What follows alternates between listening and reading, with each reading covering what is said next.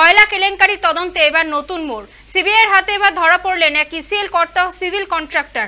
জানা যাচ্ছে বৃহস্পতিবারই কলকাতার নিজাম প্যালেসে ডেকে পাঠানো হয়েছিল ইসিএল কাজোড়া এরিয়ার জিএম পদে কর্মরত নরেশ চন্দ্র সাহাকে। ডাক পড়েছিল পেশায় সিভিল কন্ট্রাক্টর অশ্বিনী কুমার যাদবেরও। কেন্দ্রীয় তদন্তকারী সংস্থা সূত্রে খবর, রাতেই গ্রেফতার করা হয়েছে দুজনকে।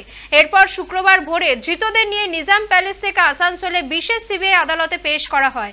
আদালত দুপক্ষের সওয়াল শোনার পর সোমবার পর্যন্ত ধৃতদের সিবিআই হেফাজতের নির্দেশ দিয়েছে। আইনজীবী সোমনাথ চট্টরাজ জানান, ধৃতদের বিরুদ্ধে মূলত অভিযোগ তথাকথিত কয়লা সিন্ডিকেটের কাছ থেকে সুবিধা নিয়েছে।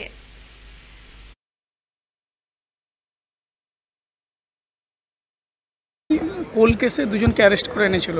একজন হচ্ছে নরেশ সাহা, যিনি দিদেন জিএম সেফটি, এবং একজন প্রাইভেট পার্সন অশ্বিনী যাদব। দিয়ে তাদের 4 দিনের পুলিশ রিমান্ডে প্রেয়ার করেছিল। আমরা অপোজ করেছিলাম। কোর্ট দুপক্ষকে শোনার পর মানডে অবধি পিসি গ্রান্ট করেছে।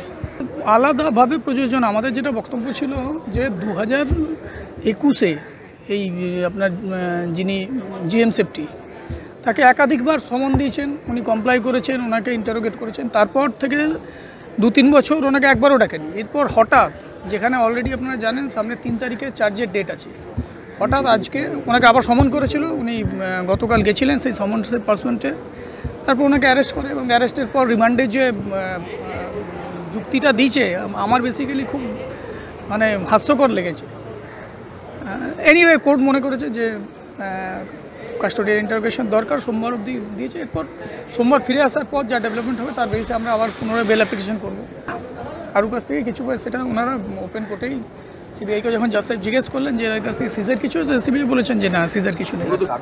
মূলত যে অভিযোগ যে এনারা তথাকথিত যে কোল সিন্ডিকেট, তার কাছ থেকে অ্যাডভান্টেজ নিয়েছে তাদেরকে সাহায্য করার উদ্দেশ্যে। রিমান্ড অ্যাপ্লিকেশনে আমি অ্যামাউন্টের কোনো মেনশন পাইনি। সেখানে শুধু আছে যে এরা অ্যাডভান্টেজ পেয়েছে, আনডিউ অ্যাডভান্টেজ পেয়েছে। বর্তমানে যিনি জিএম, উনি জিএম আইডি আছেন, আর একজন তো প্রাইভেট পার্সন, উনি সিভিল কন্ট্রাক্টর।